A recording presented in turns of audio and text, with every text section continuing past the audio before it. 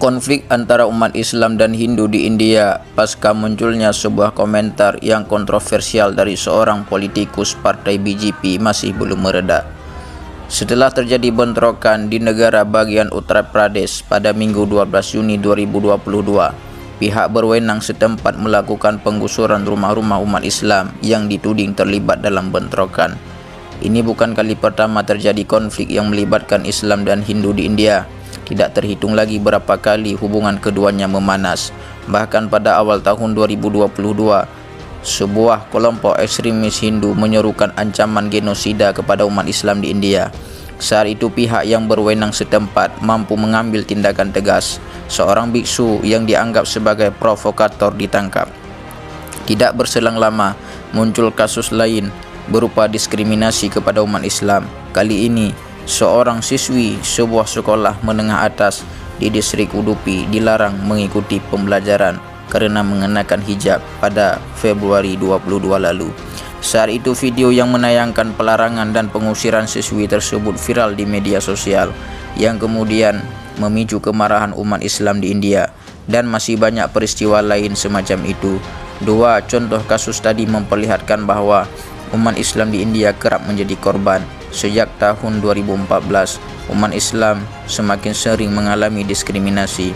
Jika ditelusuri, maka dapat ditemukan bahwa hal tersebut erat kaitannya dengan kekuatan politik yang sedang berkuasa. Sebagaimana diketahui, pada pemilihan umum di India tahun 2014, Partai Bharatiya Janata atau disingkat dengan BJP keluar sebagai pemenang, dan Narendra Modi terpilih menjadi Perdana Menteri yang menjabat hingga saat ini. Partai BJP yang dikenal sebagai Partai Nasionalis memiliki afiliasi dengan sebuah organisasi Hindu bernama Rashtriya Swayam Sevak Sangh atau disingkat dengan RSS. Banyak anggota mereka juga terpilih untuk menduduki kursi jabatan di bawah pemerintahan Modi. RSS sendiri memiliki cita-cita yang jelas, yakni menjadikan India sebagai negara agama Hindu. Mereka juga berkepentingan untuk menghindukan tidak hanya umat Muslim, melainkan juga umat Kristen. Mereka ingin menghindukan India. Salah satu contoh upaya menghindukan India yang telah dilakukan adalah mengganti nama-nama kota dengan nama yang berasal dari tradisi Hindu.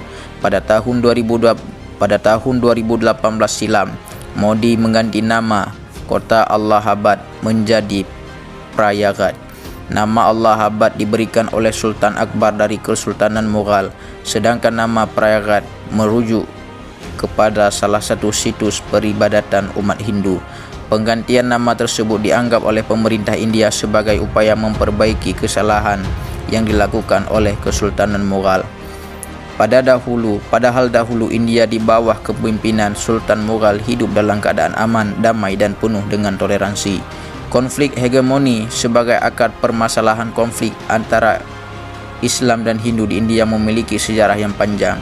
Setidaknya hal tersebut terjadi sejak upaya penaklukan India oleh dinasti Umayyah. Menurut Badriyatim dalam pengantar buku Islam di Asia Selatan, pada abad ke-8 Masehi, saat Islam mulai bertransformasi menjadi salah satu kekuatan besar di dunia, India memiliki karakteristik proteksionisme dalam menerima Islam. Karakteristik tersebut berbeda dengan kawasan lainnya seperti Afrika, Persia dan Turki. Maksud proteksionisme adalah sikap menerima Islam bukan dengan apa adanya, melainkan ada apanya. Maksudnya, di satu sisi mereka menerima kebenaran Islam, namun di sisi yang lain mereka tetap berupaya memproteksi peradaban lokalnya yang ditopang adat istiadat setempat dan spiritualisme Hindu-Buddha. Dengan kata lain, mereka mempersilahkan Islam masuk ke India, tetapi mereka tidak rela jika Islam berkuasa di sana. Sejak abad ke-8 itulah mulai terjadi interaksi antara Islam dan Hindu di India. Kontestasi di ranah politik yang begitu intensif berlangsung. Keduanya sama-sama berusaha untuk memperjuangkan kepentingan ideologi masing-masing. Umat Islam sebagai pendatang berusaha menancapkan pengaruhnya di India, sedangkan umat Hindu sebagai tuan rumah berusaha mempertahankan India agar tetap berada di bawah pengaruhnya.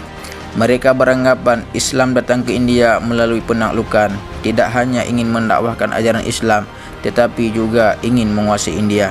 Pada awalnya muncul kerajaan-kerajaan Islam yang berskala kecil. Seiring dengan perkembangan Islam yang semakin pesat di sana, mereka mencapai puncak kejayaan pada abad ke-16 dengan berdirinya dinasti Mughal.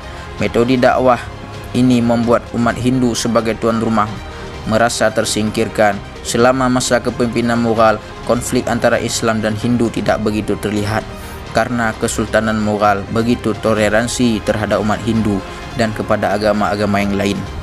Karena kekuatan Islam yang begitu dominan dengan dinasti Mughalnya, barulah pada masa keruntuhan Mughal yang bersamaan dengan kedatangan Inggris di India, benih-benih konflik antara Islam dan Hindu di India mulai muncul ke permukaan.